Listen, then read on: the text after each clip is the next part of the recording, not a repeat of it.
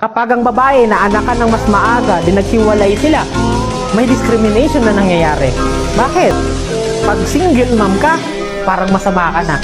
Para bang yung tipong may kakulangan ka na. Kung darating man kayo sa giging single mother ninyo, na kung yung asawa mo iniwan ka kasi pinagpalit ka sa iba, ito lang ang masasabi ko sa iyo.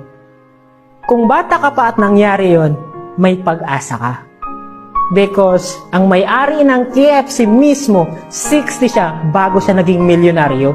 Ikaw pa ka na 19, 17, 18, or 20 na naging single mother, ito lang sasabihin ko sa'yo. Kaya mo, basta pinili mo. Yung 60 nga, kinaya. May nakapag-asawa nga, 35. Mayroon nga akong kakilala, single mother, pero bakit milyonaryo na? So, pili ka. Yung sakit na mararamdaman mo sa panahon na yan, umin mo kasi talo ka, broken ka, nasisihan mo yung mundo. Please, kung yun ang gawin mo, walang problema. Choice mo yan. Pero kung gusto mong iligtas yung anak mo at yung buhay na meron ka, please, single mother ka man o hindi, may chance kang magbago basta ginusto mo.